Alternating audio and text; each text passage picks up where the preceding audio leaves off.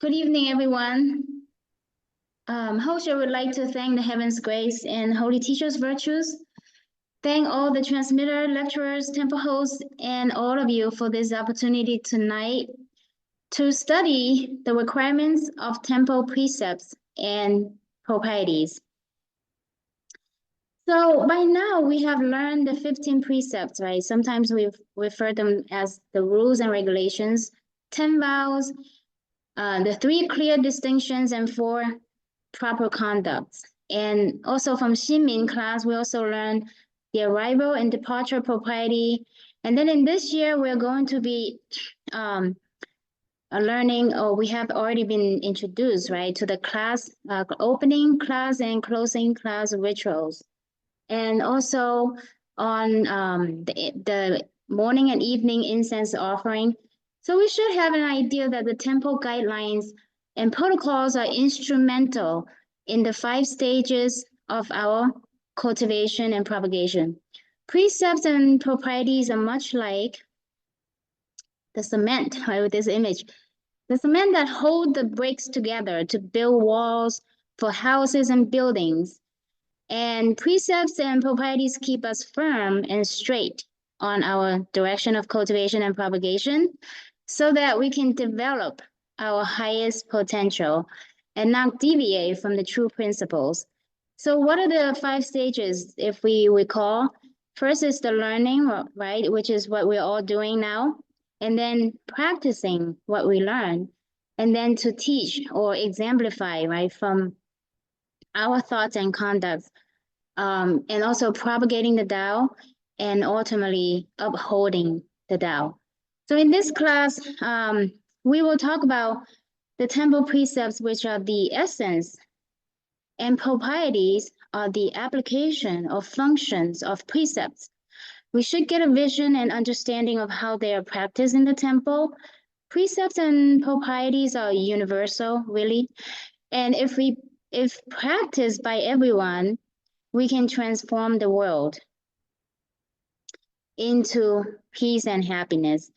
As Sage Confucius, our holy patriarch, said, that if we can overcome ourselves and restore proprieties for a day, the world will return to its state of humanity. So this overcoming ourselves is to really removing our selfish, right, desires and attachments, and then to let our inner proprieties, right, shine through. And so this way, it will resolve a lot of issues and conflicts in the world.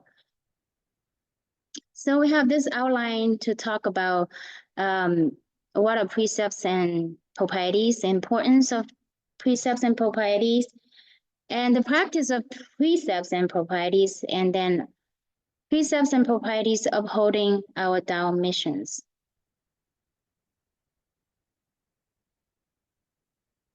So first, what are precepts and proprieties? Proprieties, it's everything. And there are continuous learning about precepts and proprieties. But for now, we're going to focus on 2 points, the innate qualities of the true nature and the notion and understanding. This is from the book of Mencius, spoken by Mencius. He said, the feeling of compassion reaches the start of humanity. So when we have compassion for others, we are at the tip of our humanity within. The feelings of shame and disgust unveil righteousness. And to yield and be cordial are the beginning of propriety. To judge right from wrong precisely is wisdom. And these are what we call the 4 virtues, right? The 4 ends. So precepts and proprieties are the expression of our innate qualities of the true nature. Everyone has a mind that is modest and is capable of yielding to others naturally. We do not by default like to fight and create conflict with others. For example, we are capable of giving up our seat, right, in a bus for a pregnant lady or an elderly person getting on a full bus.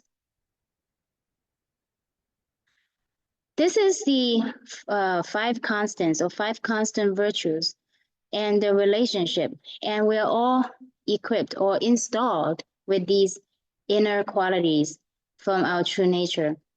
We have 4 virtues that we talk about: humanity, righteousness, propriety, and wisdom. And these are like the 4 limbs of our body. The one that's in the center, sincerity, resembles the head, right, of us. So sincerity, sometimes we describe Tao using sincerity. Sincerity, this sincerity is absolute, it's selfless, it's true. So sincerity essentially guides the expression of the other 4 virtues. So what it means is that if we can act humanely based on sincerity, we can perfect our humanity. If we act modestly based on sincerity, we will perfect propriety. And if we act righteously based on sincerity, we will perfect righteousness. And if we judge or distinguish based on sincerity what is right from wrong, based on sincerity, we will perfect the wisdom. Precepts are the correct notion and understanding of people, matters, and circumstances. And proprieties are the application of those correct notion and understanding that we use to manage people and matters. Confucius said, "Not knowing propriety, one cannot establish themselves in the world." If we do not know and practice precepts and proprieties, it is indeed hard to get around and to work well with others and manage matters smoothly. We will be like a car that's empty on gas. We can't get around, and we may find ourselves in a lot of hardships in cultivation, propagation, and just life in general. Precepts and proprieties revere heaven, earth, humans, deities, spirits, even objects and matters from our inner heart. We establish ourselves in the world not only by being smart and capable. We must also earn the respect and support from others. Respect all people, that's propriety. And it makes others feel good about us, and we can connect and work with them.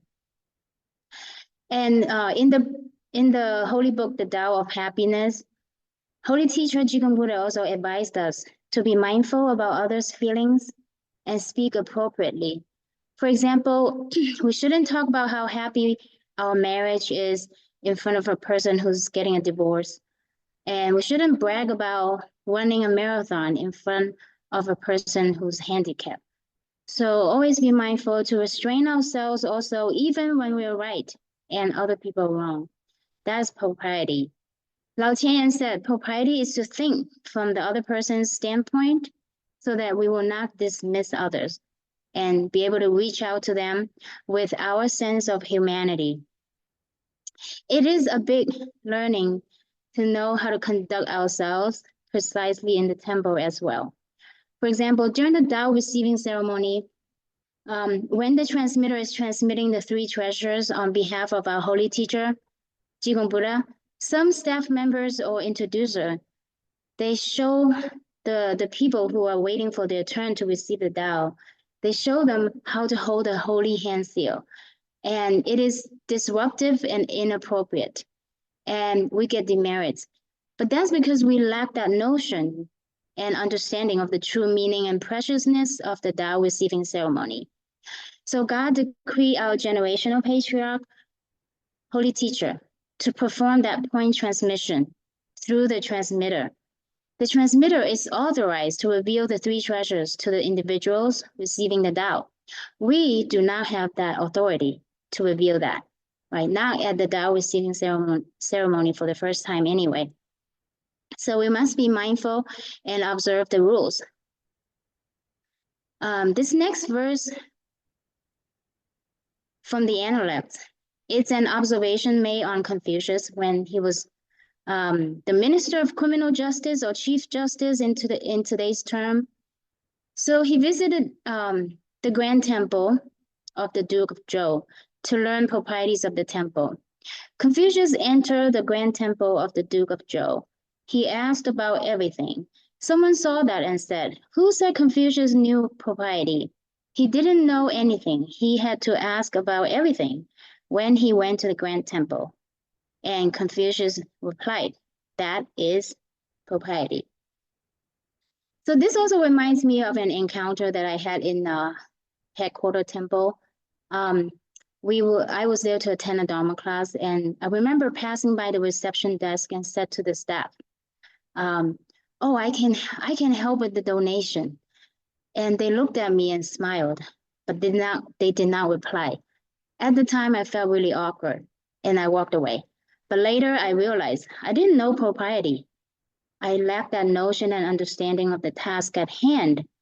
The fact is, the temple had already trained individuals and the team lead to handle the donation, which would have set their procedures in place. So by saying, "Oh, I can help with the donation," I interfere with that process already set in motion, because it would have required them to stop and train me, which would inconvenience everyone and delay the task. Next, on the importance of precepts and proprieties.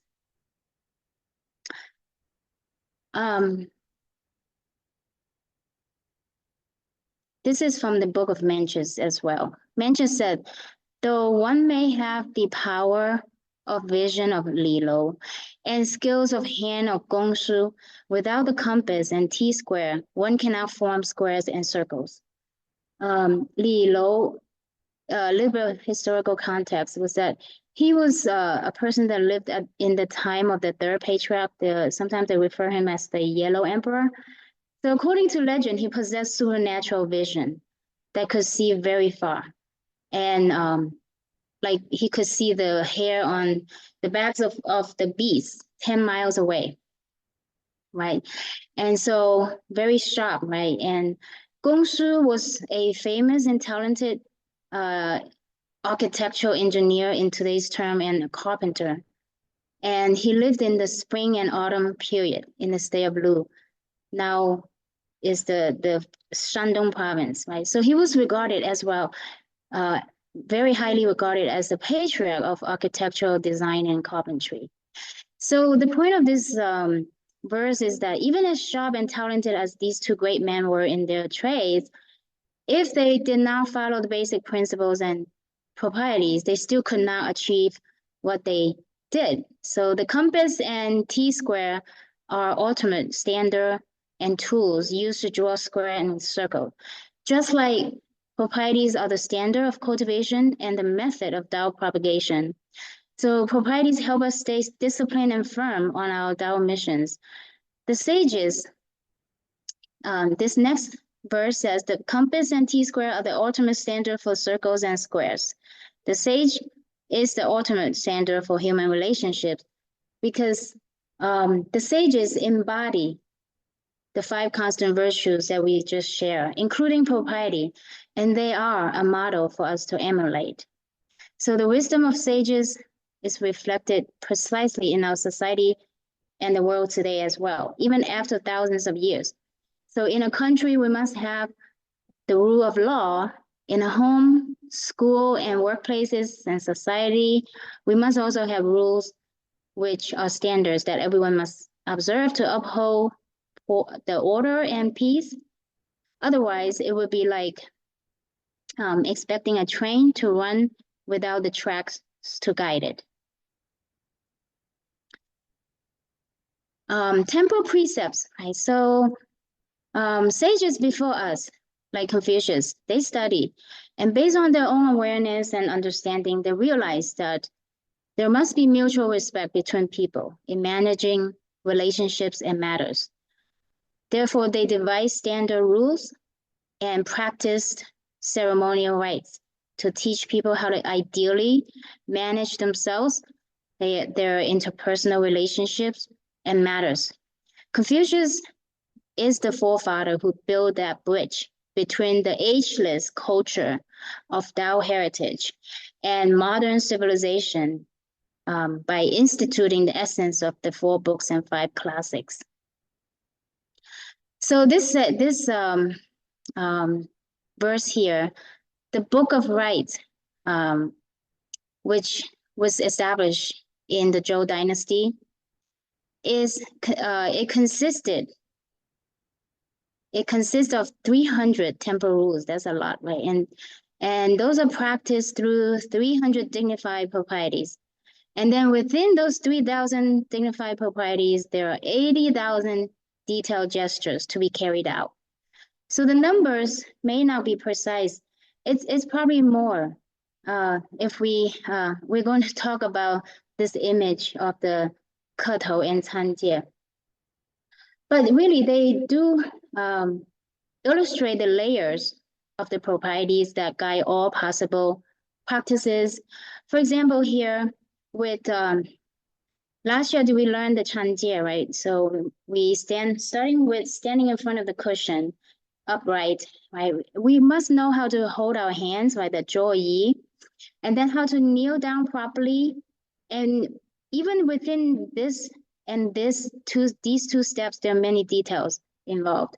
So the order of each gesture must be followed, and we cannot have, for example, here our thighs sitting on the calves, and then how high our head should bow or low. So when we bow our back and head, and also our hands are set in motion simultaneously. So really just in this portion of the propriety alone has so many details, right?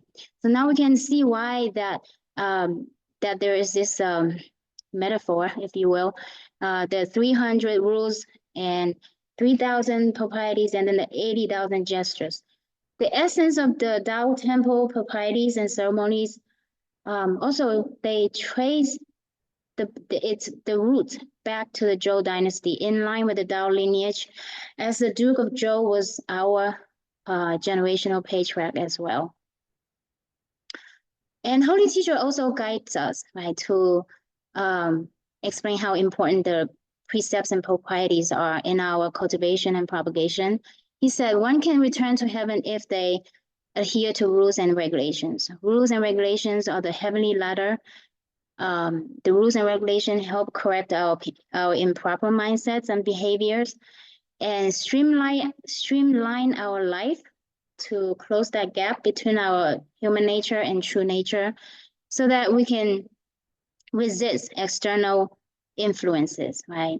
And learn and know all temple proprieties, which is what these classes are helping us to do, from canjie, cijie, right? I hope that everyone understands these terms in the pinyin pronunciation. So it's more simplified than to translate into English. And then the class rituals, morning and evening incense offering, and later also the fruit offerings. And also Tao receiving, we have those propriety and ceremonies as well. Tao is in the very subtle places, must not be sloppy, be cautious, firm, and precise. And so this is really describing what we just shared in that canjie and the ketou, how we bow, all those details, right? So when we do them with a reverent heart and sincerity, those will manifest, right? The preciousness of the Tao, and that's propriety. So on the third part, the practice of precepts and proprieties, we will, for this part, we are basing it on the 24 rules and regulations, or the 24 rules, precepts established by Shizhuan, our holy teacher, in 1939. We will also incorporate some of Tao Center's provisional rules and regulations. This image here literally is that manuscript that was left behind. And these writings translate into provisional rules and regulations. They were personally written by our holy teacher, Jigong Buddha. And a little bit of historical context. Now,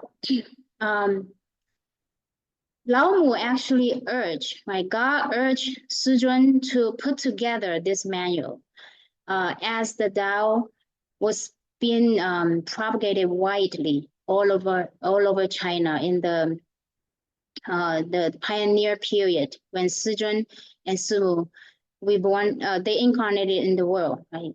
And so the holy mission of universal salvation of the three realms already was set in motion. And by the grace of God, Lao Mu, in support of all saints and Buddhas, and the assistance from the worthy cultivators who devoted to help Suzhun, Lao Mu, again, really urged Suzhun to put together the rules and ceremonies for us to follow.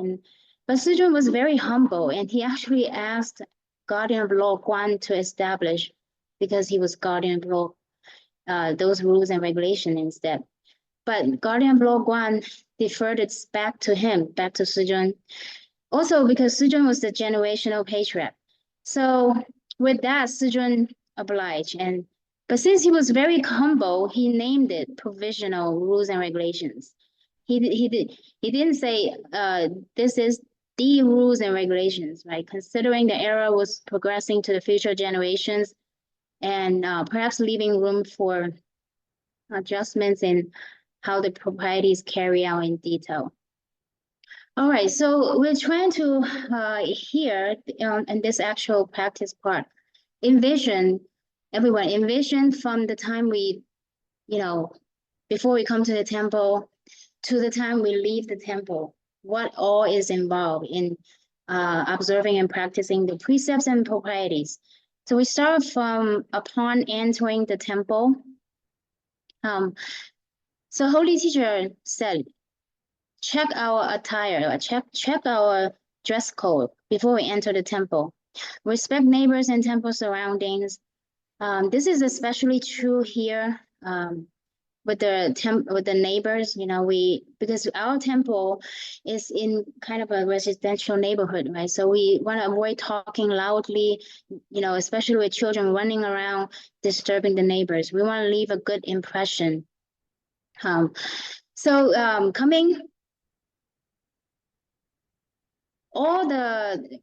start with the staff protocols and adherence.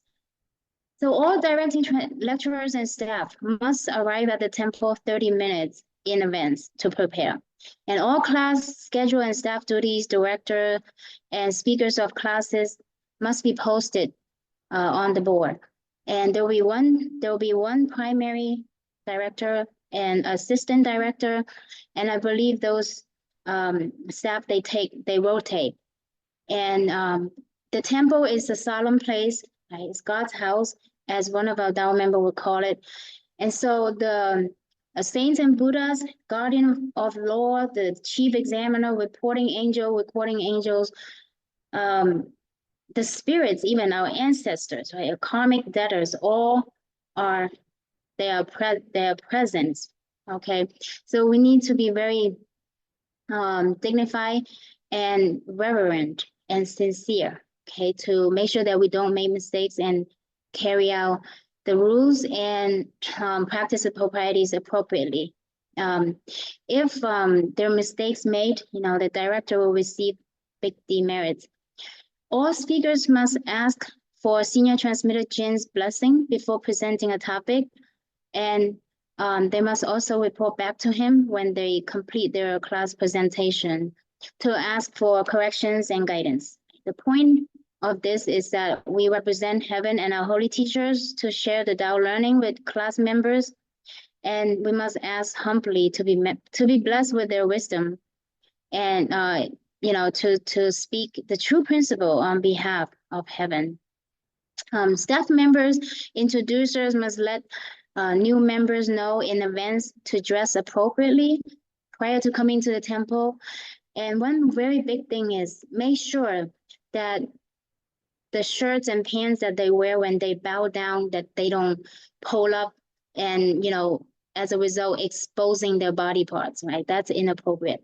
And if they come to the temple dressing inappropriately, they will be asked to replace the clothing or adjust, okay?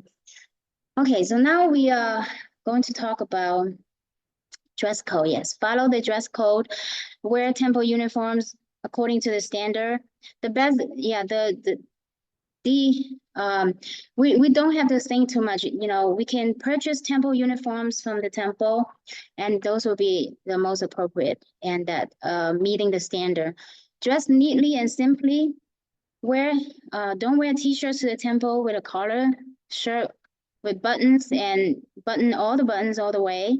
No shorts, no short skirts, no slippers. Wear socks and dress shoes. Okay, now with all of those housekeeping items out of the way, right? So have the proper notion before we come to the temple, dress properly. And now we're ready. We enter the temple. First thing is we must do 参戒, and 持戒 is for leaving the temple. So before we do that, clean our hands. Now this is provisional now with COVID, right? So now maybe we're using the hand sanitizer, but it used to be the hand towel, signifying that we leave all matters outside, right, to return to our true self, to learn humbly. So if there are men and women come together doing the 参戒, men usually go first. But if we have seniors that like transmitters who are present, or even predecessors in some cases, then the women would switch, right? Would do the 参戒 first, and then the men. Children also must perform the proprieties, and once they have done that, staff members should take them to their classroom and teach them proprieties, you know, so that they're not running around and being disruptive. After 参戒, men stand on the right side, women on the left side, regardless of, you know, if they're husband or wife or friends, put in this order. Remember that also after we do 参戒, we also need to do 参戒 to the transmitter, right? To do the one standing bow to them, and it in reverence to the mandate that they represent. All right, so before classes, after 参戒, we usually have a little bit of time left, right, everyone? This is a great chance to practice. So pay attention to what the staff members are doing. Why? Because we should learn and piece together the bigger picture of our temple, the entire temple structure and operational procedures. For example, we have these teams, right? And I mean, in Iowa, we're also trying to really develop these structures following the headquarters. So we have administrative team. If you're good with computer, you know, office type of work for the temple, learn from the basics, right? Learn from the staff members.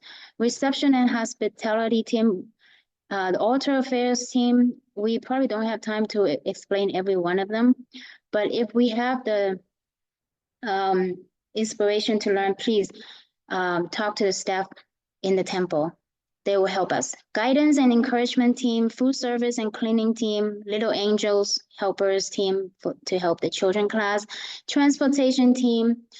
So there's so many opportunities for us to get involved and feel a sense of community and involvement. We were at a home visit, and this Dao member told us he was tired of working life, 52 or 53 years old. He said he wanted to go back to his home country where he owned a piece of land. He felt really bored here, even with his own family. We can relate. The pursuit of material life and gratification hardly lasts before we seek the next thing. We don't know, and we're unaware that there's anything beyond those, right? But cultivating Tao can nurture our spiritual life, which is self-sufficient and self-enriched. Like that old style water pump before the faucet was here. The more we pump, the more it comes out. There is not a dull moment. So we talked to him about the 12 relinquishments by Holy Teacher that all of us should remember from XinMin class, and share with him about our temple operations and various teams that he can choose to help with. So he thought, yeah, he could give it a try. Number 4, adhere to rules and regulations of the classes and ceremonies. So everyone, as soon as we hear the class bell rings, everyone must enter the temple or classroom unless they have a special duty. like working in the kitchen or watching over the kids. Some staff members, class members, actually all staff members and class members, we should be mindful and set a good example when the offering ceremony and class proprieties are in motion, whether it's for weekly class, Dharma class, or other special classes. The guardian of laws, they are present. They're monitoring us. Okay, so men, be mindful. Enter the classroom of the main temple, immediately stand on the right side, women on the left side, and stand straight, keep quiet, no cell phone use allowed there. Uphold the key in the temple is always that the essence is to uphold this reverent heart, right? A sincerity. Observe the ceremonies in quietness. Don't look around, turn here and there, and disrupt ourselves and other people. Listen to the ceremonial conductors, okay, and then perform those class proprieties accordingly. We're going to add the Tao receiving ceremony instruction here as well. I think in our headquarter temple, they have designated Wednesdays at 6:30 p.m. and Sundays at 12:20 p.m. Correct me if I'm wrong, to perform Tao receiving ceremony. So if we have people that we want to bring to receive the Tao, schedule a time to do it in those times. And staff must prepare all necessary supplies and documents in advance. Verify the names and other information. The introducer should introduce the new people to our transmitter, staff members after entering the temple. And introducer also must be present during the ceremony. And we should ask our senior transmitter, Jin, to assign a guarantor. Remind the new members that they must pay at least a $10 merit fee. Everyone must remain silent during the ceremony, except for the ceremonial conductors, transmitter, or key staff members that have tasks at hand. Absolutely no interruption, no talking. This is an invocation ceremony. No opening or closing the doors, walking in and out of spaces. Children who are there to receive the Tao must stay with their parents and not be disruptive. Everybody must separate into two groups. Men on the right side, women on the left side, stand in line with their hands at their sides. The director will introduce the Tao and its preciousness for a few minutes. And then also, ceremony conductors must have taken a vegan vow. So are the speakers of the three treasures. Okay, and before they speak the three treasures, they should take 3 vows. And by the way, we cannot just volunteer and say, yeah, I can talk about 3 treasures. No, the transmitter has assigned a person, okay, before we can speak the 3 treasures. So before that, take 3 vows to God, Lao Mu, at the altar, and then 1 vow to the transmitter before speaking. Afterwards, do the same thing. Take 3 vows to Lao Mu and 1 vow to transmitter. And as the explanation of the 3 treasures are going on, all introducer, guarantor, and all Tao members, staff members, unless they have official temple tasks, they must all sit together to listen to the 3 treasures. And keep the 3 treasures in 15 to 20 minutes, unless there's a special circumstance. The contents of the 3 treasures must be erased, and Tao members must be reminded to not disclose them, and remind them to eat vegetarian meals, provide them with a Tao receiving membership card, teach them to do Chanjie, Cijie briefly, right, the first time, and then encourage them to return to the temple to learn more about the Tao, and, see them off at the door to, show them that hospitality. All right, so now is the class time etiquette. Walk lightly in the temple. No running, no, hasty walking, jumping. Don't joke or be disruptive, right? This is a place of sanctuary with dignified Tao community etiquette. We must uphold that. So after those proprieties, be mindful. Also, no food or drinks allowed in the main temple or classrooms. Start and end classes on time. In our headquarters temple, there's a seat arrangement. First is elderly Tao members that sit in the front. followed by the new members, and then followed by the staff members. If members come in late, more than 10 minutes, they have to sit in the back row. Do not whisper, no talking in the main temple or classrooms. Speak very softly outside if absolutely needed. So sit properly, don't cross our legs. And also cell phones should be turned on silent or off mode, right? So we talked about this in the beginning of the class, of this ZhiShan class. If members are using the cell phone, they will be giving a first warning. If they make a second offense, they could lose their attendance for that class. And or staff member may take it and then return it to them after the class is finished. So don't wander about during the class time. Here, this is ZhiShan. What I was just saying is that those were all details from the provisional Dao Center rules, but ZhiShan talks about these here. Yeah, during the class, don't walk around, get up without a cause.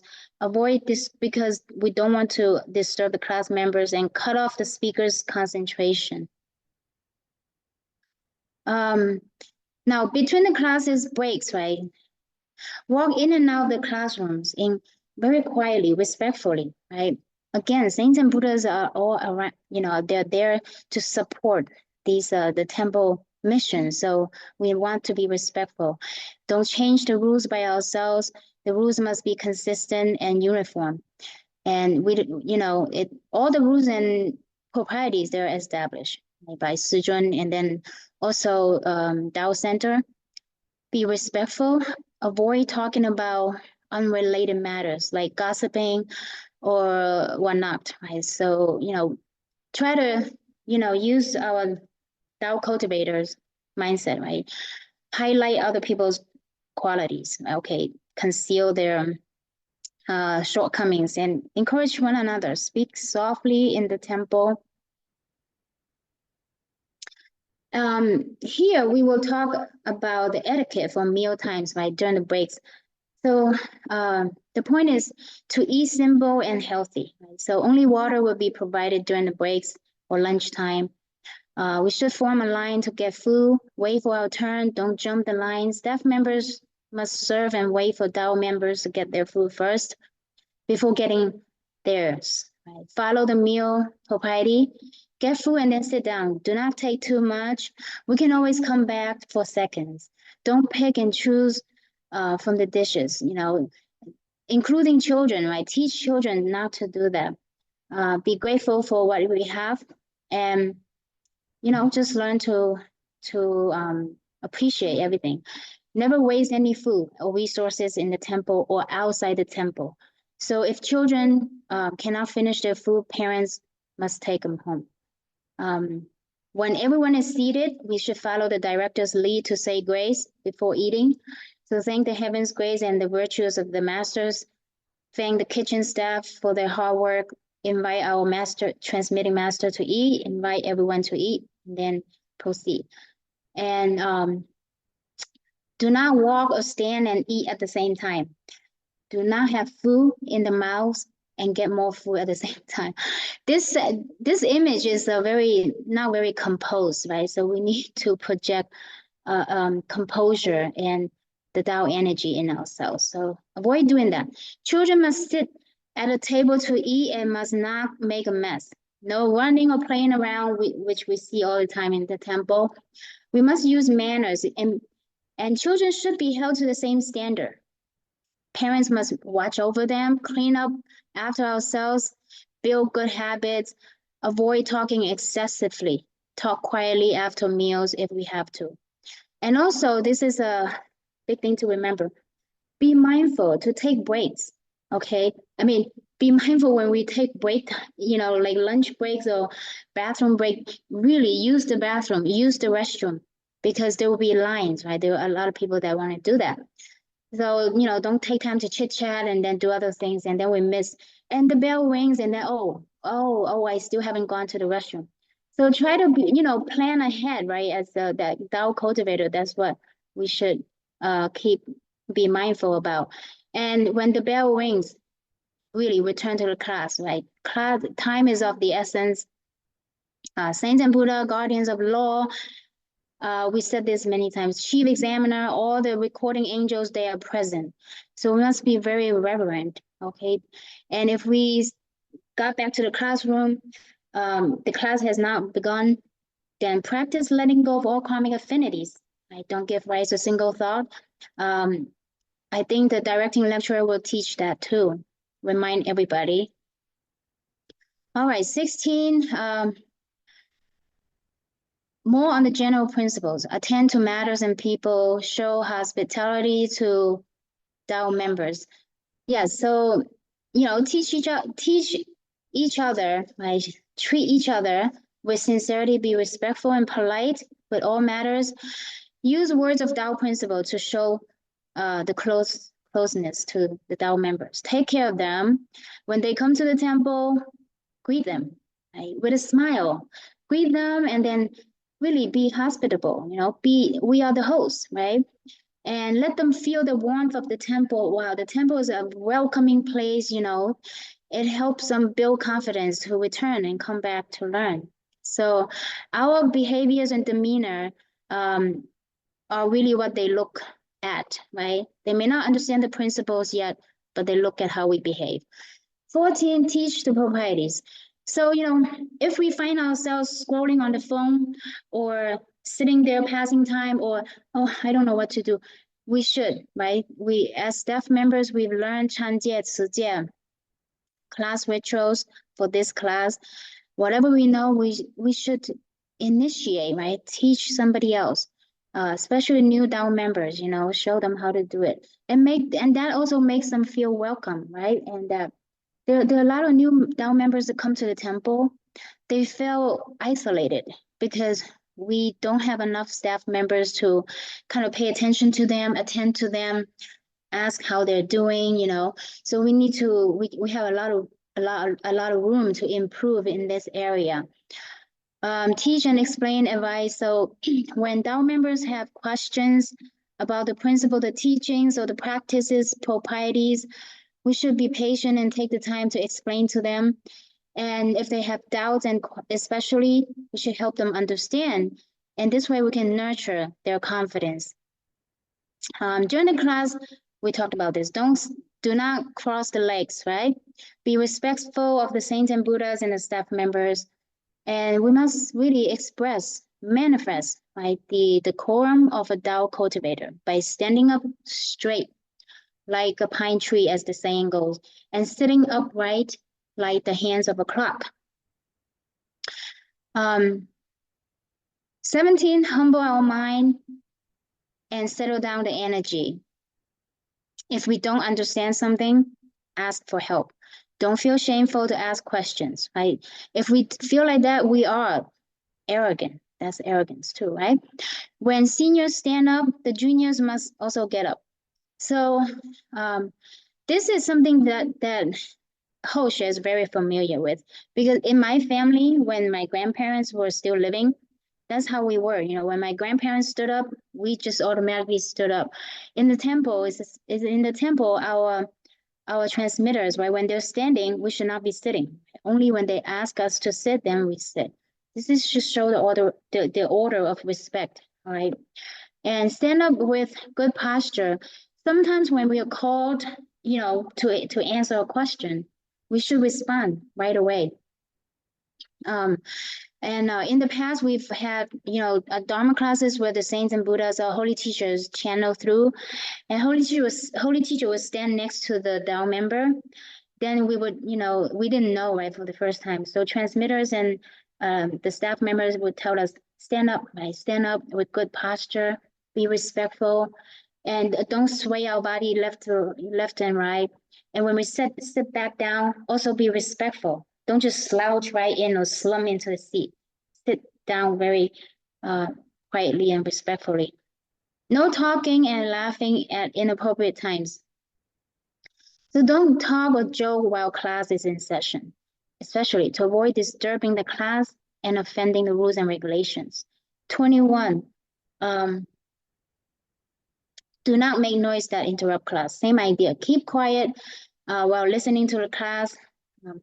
Write down questions in a notebook if we have questions, and we can ask those after the class. 22, only speak when called upon, right? So sometimes we have occasionally see, class members want to challenge a principal or whatnot, and they will speak randomly and loudly. That's inappropriate. Right? So don't speak unless the class director or speaker, raise the questions and we can answer the questions. Keep this tempo, the dignity and the respect in the temple. All right, 23, do our best to answer when asked a question, right? So when we're asked a question in the class, we should really have some interaction, to really uplift the class energy and spirit. And also, it will help us learn. If we don't know, we should ask for an explanation. Those are very good opportunity to help clear our mind of questions. 24, treat all sentient beings with respect regardless of differences. So all sentient beings, we are also sentient beings. We're from the same Laomu, right? Same true Buddha nature. Although we differ in forms, socioeconomic differences or whatnot, that doesn't matter. It doesn't matter if we are wealthy or poor. We treat everyone with proprieties and encourage one another. So at concluding the temple services, our classes must end on time. So usually after we end the classes, we perform closing class ritual. And after that, before leaving the temple, we do ZhiShan, right? Also remember to pay respect to the transmitters before leaving. But really, before all of those steps are kind of like the ZhiShan is the last, right? But we put it up here. But really, the temple motto now is that everyone has a task. Every task has someone to undertake it. So it's a matter of whether or not we are willing and sincere. And so if we are, there's always something that we can do to help and get involved. And this is the opportunity.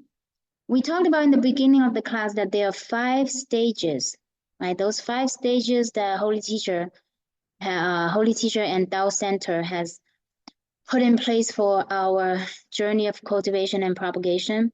So first is to learn, right? To learn, like these classes that we're taking. After we learn, we must put it into practice. That's the second stage, right? So when we practice what we learn, it reinforces what we learn and deepens our understanding of the principles that we learn. And that in itself is a great motivating force.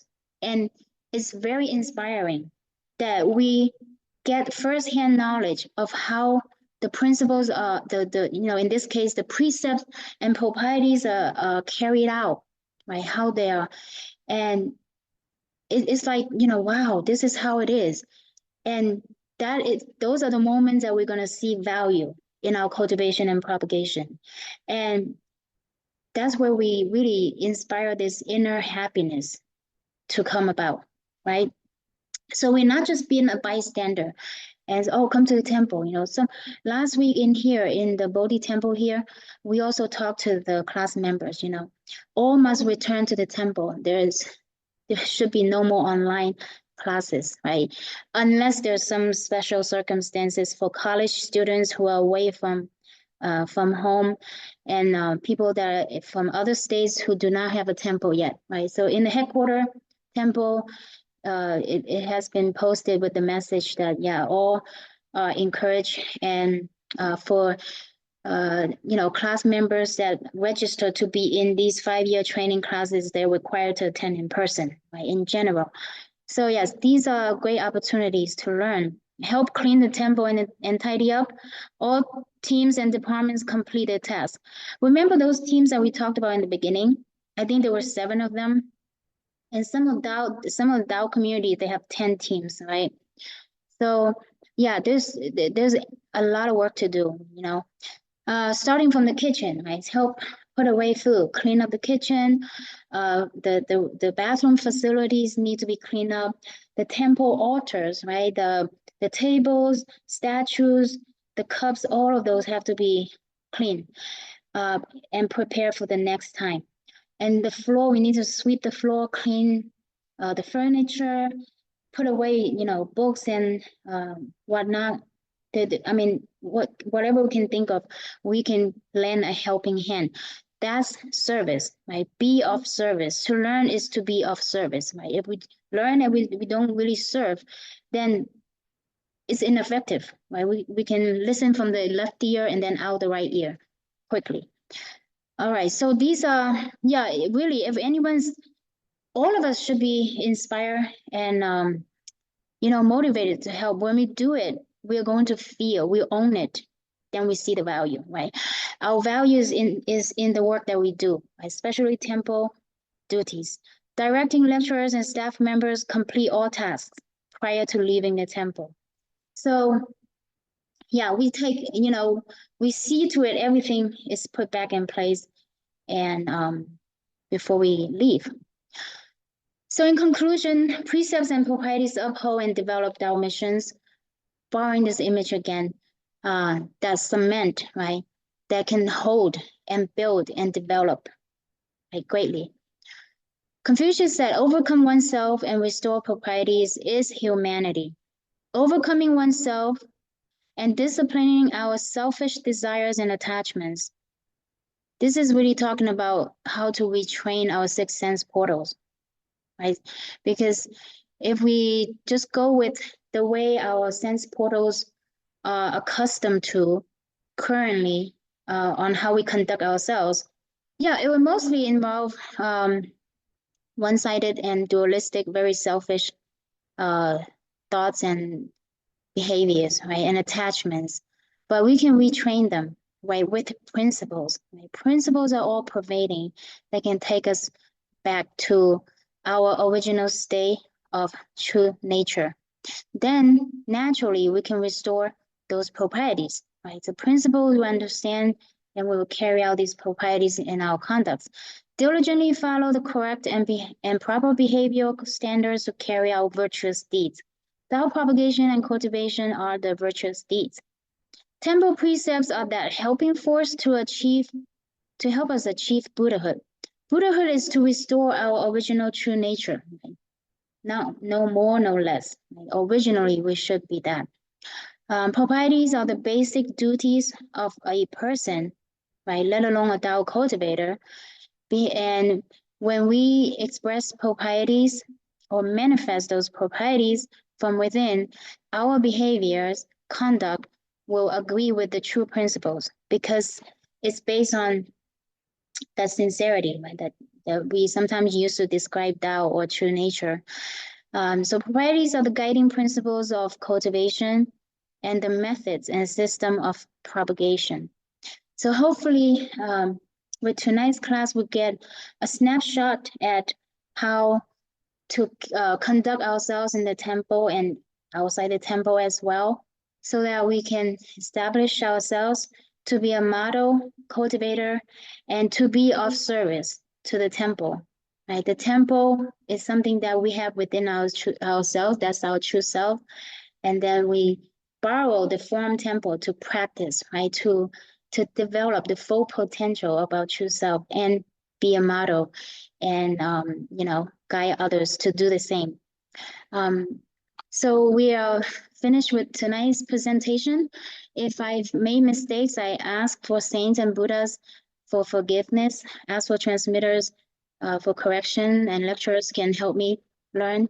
Hosha would like to thank Heaven's grace, the enlightened holy teacher's virtues. Thank all of our transmitters, lecturers, and seniors, and all of you for this opportunity to learn tonight.